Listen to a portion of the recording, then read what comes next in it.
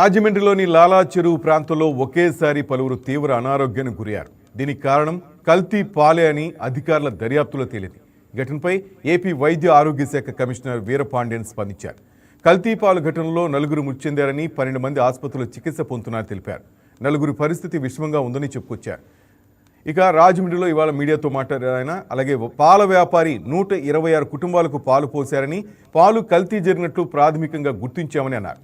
పాలు, పెరుగు, బాధితుల రక్త నమూనాలు సేకరించి ల్యాబొరేటరీలకు పంపించినట్లు వివరించారు. చాలామంది ఇప్పటికింకా బాధపడుతున్నారు. అటు పరీక్షలు నిర్వహించేందుకు విశాఖపట్నం నుంచి ప్రత్యేక బృందం తీసుకొస్తున్నామని వెల్లడించారు. ప్రైవేట్ ఆసుపత్రుల్లో చికిత్స పొందుతున్న 12 మంది ఖర్చును ఏపీ ప్రభుత్వమే భరిస్తుందని స్పష్టం చేశారు. అలాగే ఈ ఘటనపై ముఖ్యమంత్రి నారా చంద్రబాబు నాయుడు సమీక్షా సమావేశం నిర్వహించారని తెలిపారు. ఎప్పటికప్పుడు అధికారులు అప్రమత్తంగా ఉండాలని సీఎం ఆదేశించారని అన్నారు. పాల వ్యాపారిని అరెస్ట్ చేశామని తెలిపారు. పాలు తాగిన వారందరికీ రక్త పరీక్షలు నిర్వహిస్తున్నామని పేర్కొన్నారు. అనుమానిత లక్షణాలు ఉన్నవారు వైద్యులు వెంటనే స్పందించాలని, అలాగే సంప్రదించాలని వీరపాండ్యన్ సూచించారు. ఈ ఘటనపై స్థానిక ఎమ్మెల్యే ఆదిరెడ్డి శ్రీనివాస్ కూడా స్పందించారు. పాలు పోయించుకున్న కుటుంబాలను గుర్తించి వైద్య పరీక్షలు నిర్వహిస్తున్నట్లు తెలిపారు. ఇంటింటి సర్వేలో భాగంగా పాలు, నీరు మొదలైన నమూనాలను సమగ్రంగా సేకరించామన్నారు.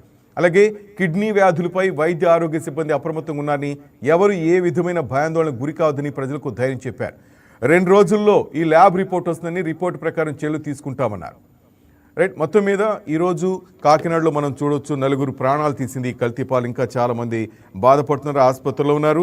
అలాగే ఇది అనూరియాగా గుర్తించినట్టు కూడా అధికారులు కొంతమంది వెల్లడించారు. దీని గురించి మనతో మాట్లాడడానికి ప్రముఖ వైద్యులు కమ్మిల శ్రీధర్ గారు లైవ్లో మనతో సిద్ధంగా ఉన్నారు. సార్ నమస్తే. సార్ నమస్కారం అండి. సార్ ఎలా ఉన్నారు? కొంచెం అర్జెంట్ మీతో మాట్లాడాలనేసి లైవ్లోకి తీసుకోవడం జరిగింది సార్. పిలవగానే వచ్చారు. Thank you very much sir. Sridhar sir, sir మీరు వినే ఉన్నట్టు మార్నింగ్ నుంచి మీరు చూస్తుంటారు ఎంత డిస్టర్బెన్స్గా ఉందో రాజమండ్రిలో, ఎంత బాధపడుతున్నారో ప్రజలు. సార్ ఏంది ఈ అనూరియా అంటే ఏంటి సార్? ఈ అనూరియా అంత డేంజరా? అనూరియా అంటే మనకు వచ్చేటువంటి యూరిన్ యొక్క వాల్యూమ్ తగ్గడం అండి. మనందరికి కూడా రోజుకి 1.5 లీటర్స్ టు 2 లీటర్స్ యూరిన్ వస్తుంది. కానీ అది 500 ml కంటే తక్కువగా వచ్చింది అనుకోండి ఒక రోజులో, దాన్ని మేము ఆలిగ్యూరియా అంటాం. ఆలిగ్యూరియా అంటే సివియర్ డిక్రీజ్, చాలా తగ్గిపోయింది యూరిన్ అని. అనూరియా అంటే 100 ml కంటే తక్కువగా ఉంటే దాన్ని అనూరియా అంటాం. అది చాలా సీరియస్ కండిషనే. ఎందుకంటే కిడ్నీ బాగా పనిచేస్తే అక్కడ ఫిల్టరేషన్ జరుగుతుంది, మురికి పదార్థాలు వడబోయబడతాయి, అదేవిధంగా యూరిన్ కూడా వస్తూ ఉంటుంది. కానీ ఎప్పుడైతే ఫిల్టరేషన్ సరిపడా కిడ్నీలో ఫిల్టర్ కావడానికి కనీసం ఒక 80 mm మెర్క్యూరీ ఉండాలండి. మన బ్లడ్ ప్రెషర్ 120/80, అది కనీసం 80 mm తగ్గినా సరే ఫిల్టరేషన్ జరుగుతూ ఉంటుంది. అంతకంటే తగ్గింది అనుకోండి, అప్పుడు ఆ ప్రెషర్ సరిపోక ఫిల్టరేషన్ జరగదు. జరగనప్పుడు యూరిన్ తన పని తను చేసుకో, యూరిన్ రాదు బయటకి, కిడ్నీ పనితనం ఆల్మోస్ట్ తగ్గిపోతుంది. దాన్ని అనూరియా అంటారు. అయితే దీన్ని అక్యూట్ రీనల్ ఫెయిల్యూర్ కూడా అంటారండి. ఎందుకంటే కిడ్నీ ఫెయిల్ అయింది. ఎందువల్ల అయింది అంటే ఏదైనా టాక్సిన్ యొక్క ఎక్స్పోజర్ వల్ల కానీ, లేకపోతే సడన్ గా బ్లడ్ వాల్యూమ్ తగ్గడం వల్ల కానీ, విపరీతమైనటువంటి విరేచనాలు, వాటి వల్ల జనరల్ గా రైస్ వాటర్ స్టూల్ అంటారు. అంటే బియ్యం కలిపితే నీళ్ళు ఎలా ఉంటుందో అలా నీళ్ళలాగా మోషన్ కనీసం 16 సార్లు 20 సార్లు వెళ్ళింది అనుకోండి, బ్లడ్ వాల్యూమ్ తగ్గిపోతుంది, బీపీ పడిపోతుంది. దాన్ని సకాలంలో కనుక దానికి మళ్ళీ రెస్టోర్ చేయకపోతే అది కిడ్నీ పైన ప్రభావం చూపుతుంది. కిడ్నీ పనితనం ఆగిపోతే దాన్ని అనూరియా అంటారండి. అయితే ఇందులో కొసమరిపి ఏంటంటే వెంటనే వాళ్ళని అడ్మిట్ చేసుకొని వాళ్ళకి ఫ్లూయిడ్ వాల్యూమ్ రెస్టోర్ చేసి వాళ్ళ బీపీ నార్మల్ తీసుకొస్తే మళ్ళీ పనిచేసే అవకాశం ఉంటుంది. కానీ కొంతమందిలో అక్యూట్ రీనల్ ఫెయిల్యూర్ వల్ల 4 నుంచి 6 వారాల వరకు కిడ్నీ పనిచేయదండి. పనిచేయనప్పుడు ఏమవుతుంది, వారి యూరియా క్రియేటిన్ పెరిగి వాళ్ళు అపాయాలు పడతారు. కాబట్టి వాళ్ళని అడ్మిట్ చేసుకొని వారి రీనల్ పారామీటర్స్ ఎలా ఉన్నాయి, అవి కనుక పెరిగినాయి అనుకోండి, యూరియా క్రియేటిన్ పెరిగితే దానికి డయాలసిస్ చేస్తాం. ఆల్టర్నేటివ్ డయాలసిస్ చేసి కనీసం 4 వారాలు వారిని బ్రతికించుకోగలిగితే తర్వాత కిడ్నీ రికవర్ అవుతుంది, తనంతా తానే రికవర్ అవుతుంది. అయినప్పుడు మళ్ళీ యూరిన్ స్టార్ట్ అవుతుంది. కాబట్టి ఏ వ్యక్తి ఏ స్టేజ్లో ఉన్నాడో మనకు తెలియదు. కాబట్టి ఇలా ఎవరికైతే బీపీ తగ్గిందో, ఎవరికైతే మూత్రం యొక్క వాల్యూమ్ తగ్గిందో వెంటనే అడ్మిట్ చేసుకోవాలి. అనేక రకాల బ్లడ్ టెస్ట్ చేయాలి.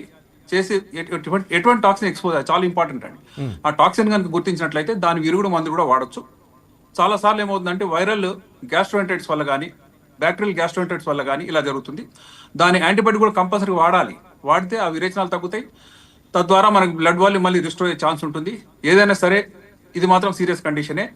కొంతమంది చనిపోయారని చెప్పారు, పలువురు అడ్మిట్ అయి ఉన్నారని చెప్పారు. వీళ్ళందరినీ కూడా తప్పకుండా వారికి సూపర్విజన్ అవసరము. వారి కిడ్నీ రికవర్ అయ్యే వరకు కూడా తప్పకుండా హాస్పిటల్లోనే ఉండాలి. డయాలసిస్ యొక్క సపోర్ట్ ద్వారా మెజారిటీని రక్షించే అవకాశం ఉంటుంది.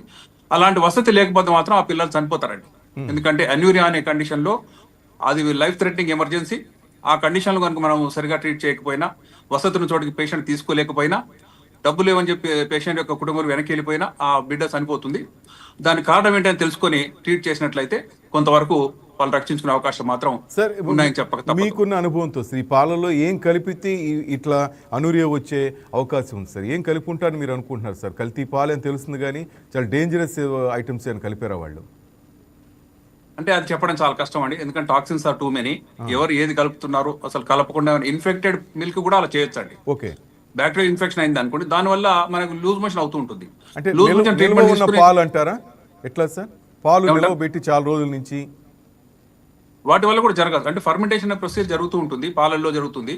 అయితే దానివల్ల ఇంత తీవ్రమైన టాక్సిన్ వస్తుందని ఆ వ్యక్తికి కూడా తెలియకపోవచ్చు అండి. ఓకే, వాళ్ళు ఏం చేస్తుంటారు, మిగిలిన దాన్ని ఏదో విధంగా మళ్ళీ వాళ్ళు కలుపుతూ నడిపిస్తుంటారు. కానీ దానివల్ల టాక్సిన్ అయిందనే విషయం వాళ్ళకి తెలియకపోవచ్చు. అసలు ఎటువంటి టాక్సిన్ ఉందనే విషయం మనం ఎగ్జామిన్ చేస్తే తప్ప తెలియదండి. టాక్సికాలజీ వాళ్ళు చెప్తారు, ఓ 2 days లో రిపోర్ట్ వస్తుంది, ఏం టాక్సిన్ అయింది, దాని కారణం ఏంటి. అది కనుక బ్యాక్టీరియల్ అనుకోండి, యాంటీబయాటిక్ వాడాలి. వైరల్ గ్యాస్ట్రైటిస్ పెద్దగా ట్రీట్మెంట్ లేదండి, దానికి కేవలం సపోర్టివ్ ట్రీట్మెంట్ ఉంటుంది. దానికి ఐవీ ఫ్లూయిడ్స్ ఇవ్వటము, వారిని బీపీ అంటే చేయటము, యూరియా క్రియేటిన్ కనుక పెరిగితే డయాలసిస్ చేయటము, ఇవి తప్పితే జనరల్ గా వైరల్ గ్యాస్ట్రైటిస్ అనేది సెల్ఫ్ లిమిటింగ్ ఉంటుంది, కొద్ది రోజుల్లో మళ్ళీ రికవర్ అయిపోతుంటారు. కానీ కిడ్నీ ఫెయిల్యూర్ వల్ల వాళ్ళు చనిపోకూడదండి. గ్యాస్ట్రైటిస్ కి ట్రీట్మెంట్ ఏంటి అంటే పోయినటువంటి వాటర్ రిస్టోర్ చేయాలి, వారి యొక్క ఎలక్ట్రోలైట్స్ కరెక్ట్ గా మెయింటైన్ చేయాలి. తప్పితే వాళ్ళు 4-5 days లో రికవర్ అవుతారు. కానీ ఈ క్రమంలో కనుక బ్లడ్ వాల్యూమ్ తగ్గి, బీపీ తగ్గి, కిడ్నీ ఫెయిల్ అయిందంటే మాత్రం కనీసం 6 వారాల వరకు వారి కిడ్నీ పనిచేయదు. దాన్ని రివర్సిబుల్ అక్యూట్ రెనల్ ఫెయిల్యూర్ అంటారు. ఆ రివర్సిబిలిటీ ఎప్పుడు తెలుస్తుంది మనకు అంటే వాళ్ళు సపోర్ట్ చేసుకుని వాళ్ళు 4 వారాలు కనుక డయాలసిస్ తో మెయింటైన్ చేస్తే అప్పుడు ఆ కిడ్నీ యొక్క ఇన్సల్ట్ ఏదైతే ఉందో అది మళ్ళీ రికవర్ అయ్యి సొంతగా పనిచేయడం మొదలు పెడుతుంది. ఆ మొదలుపెట్టింది ఎలా తెలుస్తుంది అంటే సొంతగానే మూత్రం 2 లీటర్ 4 లీటర్లు వస్తుంది మొదటి కొద్ది రోజులు, తర్వాత మెల్లగా అది అడ్జస్ట్ అయ్యి 2 liters per day వచ్చేస్తుంది. ఇదంతా చూడాలంటే ఆ బిడ్డ బ్రతకాలి, బ్రతికి హాస్పిటల్ సూపరేషన్ లో ఉండాలి. ముఖ్యంగా డయాలసిస్ సెంటర్ ఎక్కడ ఉందో అక్కడే ఉండాలండి. డయాలసిస్ లో ఇంకో విషయం లాభం ఏంటంటే ఏ టాక్సిన్ అయితే బాడీలోకి వెళ్ళి ఇవన్నీ జరిగినాయో ఆ టాక్సిన్ వాళ్ళు డయాలసిస్ ద్వారా లాగేయగలరు బయటికి. ఉదాహరణకు టాక్సిన్ ఎక్స్ అనుకుందాం, ఎక్స్ వల్ల లూజ్ మోషన్ అయింది, అది బ్లడ్ లో తిరుగుతుంది. డయాలసిస్ లో ఎక్స్ అనే టాక్సిన్ బయటకు తీసేయచ్చు. తద్వారా ఈ డిసీజ్ ని త్వరగా తగ్గించే విషయం ఉంటుంది, సపోర్ట్ చేసే విషయం ఉంటుంది. విష పదార్థాలు లేకపోవడం వల్ల మళ్ళీ బాడీ త్వరగా రికవరీ అవకాశం ఉంటుంది, కిడ్నీ రికవరీ కూడా ఫాస్ట్ గా ఉంటుంది. కొంతమంది రోడ్డు మీద యాక్సిడెంట్ అయిన బ్లడ్ లాస్ అవుతుందండి. బ్లడ్ లాస్ అయినప్పుడు బీపీ పడిపోతుంది, త్వరగా హాస్పిటల్ తీసుకురాకపోతే వాళ్ళ బీపీ పడిపోయినా చాలా కష్టమైన కండిషన్ రావచ్చు. వాళ్ళని రికవర్ చేసిన వాళ్ళు బ్రతికిన ఆ హైపోటెన్షన్ వల్ల బీపీ తగ్గిన ఆ కొన్ని గంటల వల్ల కిడ్నీస్ ఫెయిల్ అవుతాయి. ఆ కిడ్నీస్ రికవర్ అవడానికి మాత్రం 4 రోజులు పడుతుంది. కొంతమంది బర్న్స్ జరుగుతుందండి, అంటే ఒళ్ళు కాలిపోతుంది. ఆ క్రమంలో వాటర్ అంతా ఎవాపరేట్ అవ్వడం వల్ల కూడా బ్లడ్ వాల్యూమ్ తగ్గి కిడ్నీ ఫెయిల్యూర్ అయ్యి అనూరియాకి దారితీస్తుంది.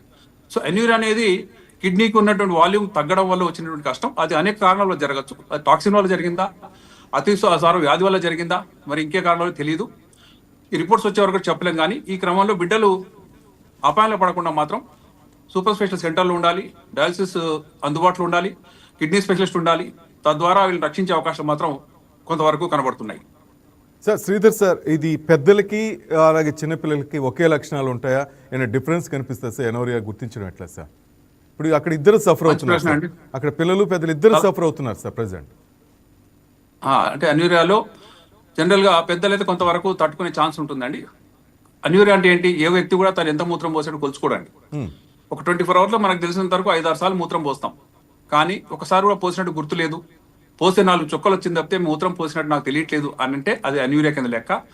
దాన్ని మనం వాల్యూమ్ చూసుకోవాలి. అడల్ట్స్ అయితే కొంతవరకు ఒక 1 or 2 days తట్టుకునే ఛాన్స్ ఉంది, కానీ పిల్లలు మాత్రం కొన్ని గంటలు కొలాప్స్ అయిపోతారు.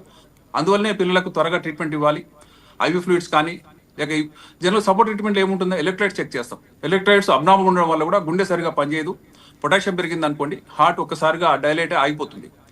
ఆగిపోయిన కారణం ఏంటి అంటే ఎలక్ట్రోలైట్ ఇంబ్యాలెన్స్ చాలా మందికి తెలియదండి, ఏదో హార్ట్ అటాక్ అనుకుంటారు. కానీ బాడీలో బ్లడ్ వాల్యూమ్ సరిగా ఉండాలి, ఎలక్ట్రోలైట్ సరిగా ఉండాలి. టాక్సిన్స్ బయటకు తీస్తే వాళ్ళని రక్షించే అవకాశం ఉంటుంది. పిల్లలు చాలా సెన్సిటివ్ ఉంటారు. జనరల్ గా 4-5 years లోపు ఉన్న వాళ్ళైతే కొన్ని గంటల్లో చనిపోయే ప్రమాదం ఉంటుంది. అడల్ట్స్ అయితే 1 or 2 days లేట్ అయినా తట్టుకుంటారు. వాళ్ళ ట్రీట్మెంట్ కొద్దిగా లేట్ అయినా సరే recovery chances are more, because వాళ్ళ ఇమ్యూనిటీ కానీ వాళ్ళ రెసిస్టెన్స్ కానీ చాలా ఎక్కువగా ఉంటుంది. కాబట్టి maybe they will recover little later. Sridhar sir, ఫైనల్గా సార్ ఈ సిమ్టమ్స్ ఏ విధంగా ఉంటాయో మరొకసారి చెప్పండి సార్. చాలా మంది చూస్తున్నారు వ్యూవర్స్, తెలియాలి. రాజమండ్రిలో ఇంకా చాలా మంది బాధపడుతున్నారు సార్, 3 కాలనీలో ప్రజలు. జనరల్ అనూరియా అని అంటే ఎవరైనా సరే మూత్రం కొలుచుకోవాలి. తల్లిదండ్రులు అయితే ఏం చేయాలి, ప్రతి బిడ్డకు మూత్రం పోసినప్పుడు ఒక చిన్న బీకర్లో చిన్న గిన్నెలో పట్టుకొని మెజరింగ్ జార్లో వేయాలి. ఏమీ తెలియకపోతే ఒక కోకోకోలా బాటిల్ తీసుకొని 1 లీటర్ బాటిల్ తీసుకొని అందులో పోస్తుంటే మనకు తెలిసిపోతుందండి ఎంత మూత్రం వస్తుందని. దాని ద్వారా 500 ml కంటే తగ్గింది అనుకోండి మూత్రం, ఒక 24 hours వెంటనే హాస్పిటల్ తీసుకురావాలి. ఆ మూత్రం కూడా తేవాలి. ఆ మూత్రం ఇంతే వచ్చిందండి ఇన్ని గంటల్లో, ఇది మూత్రం అని చూపిస్తే ఆ మూత్రం కూడా చెక్ చేయొచ్చు. అందులో టాక్సిన్స్ బయటకు వస్తూ ఉంటాయి. వాల్యూమ్ తెలుసుకుంటే మనకు ఆ బిడ్డ యొక్క కండిషన్ తెలుస్తుంది. బీపీ ఎలా ఉందని మానిటర్ చేయడానికి అవకాశం వస్తుంది. మోస్ట్ ఆఫ్ దమ్ అన్కాన్షియస్ కూడా అయ్యే అవకాశం ఉంటుంది. చిన్నపిల్లలు అయితే కోమలకు కూడా వెళ్తారు. ఒకటి టాక్సిన్లో జరగచ్చు, లేక పెరుగుతున్న యూరియా క్రియేటినిన్ వల్ల కూడా జరగచ్చు. ఎందుకంటే కిడ్నీ పనితనం ఏంటంటే విష పదార్థాలని వడపోసి మూత్రం రూపంలో బయటకు పంపాలి. అది జరగట్లేదు కాబట్టి ఆ విష పదార్థాలు బ్లడ్లోనే ఉండి తిరుగుతూ బ్రెయిన్ మీద ఎఫెక్ట్ చూపించి తర్వాత ఫిట్స్ రావటం కానీ, కోమాలకు వెళ్ళటం కానీ, ఆయాసం వచ్చి పడడం కానీ, చివరికి గాలి తీసుకోలేక హార్ట్ ఫెయిల్ అవడం కానీ జరుగుతుంటుంది. ఇవన్నీ క్రమక్రమంగా జరుగుతాయి కాబట్టి యూరిన్ తగ్గిందని చెప్పారంటే వెంటనే హాస్పిటల్కి రావాల్సిందే. బిడ్డకు 2 సార్లు 3 సార్లు కంటే విరేచనలు కలిగినాయి ఒక గంటలో అంటే వెంటనే రావాలి. ఎందుకంటే ఏ వ్యక్తికి 1 hourలో 3 సార్లు రాదండి. వచ్చినటువంటి మోషన్ ఉంటే లిక్విడ్గా ఉంటే అది కూడా తీసుకురావాలి.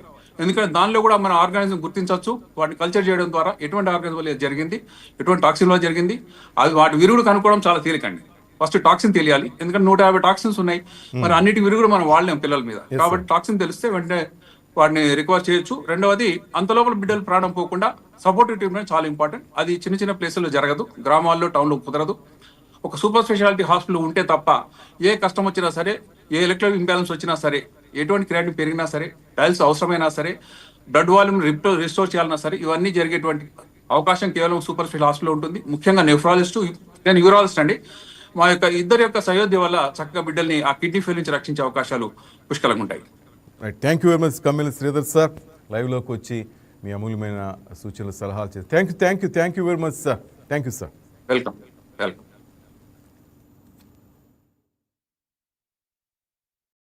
రాజమండ్రి కల్తీ పాల ఘటనపై ఏపీ సీఎం చంద్రబాబు కూడా తీవ్ర ఆగ్రహం వ్యక్తం చేశారు. మృతులకు ప్రగాఢ సానుభూతి తెలియజేశారు.